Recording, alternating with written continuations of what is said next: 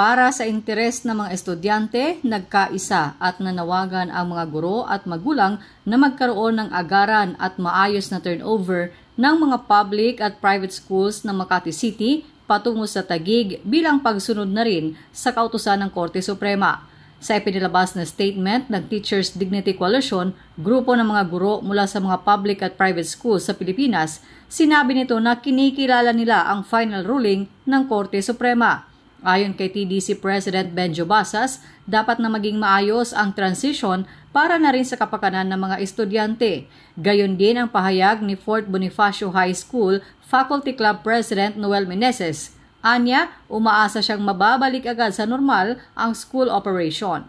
Dapat din umano na maimpurmahan ang mga guro sa sitwasyon ng turnover lalo at sila ang siyang humaharap sa mga estudyante at mga magulang na nagbibigay ng impormasyon.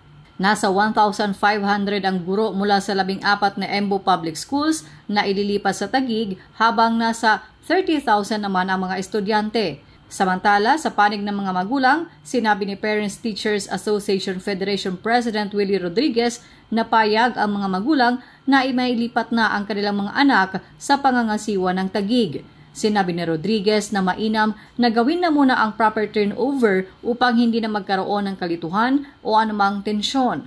Ginit pa nito na mainam na pagkatapos ng transfer ay saka na pag-usapan ang iba pang issue gaya ng pamimigay ng Makati o Taguig ng mga school kits, uniforms at iba pa. Chona Yu, Radyo Inquirer, bayang nagtatanong, mamamayang nag-uusisa.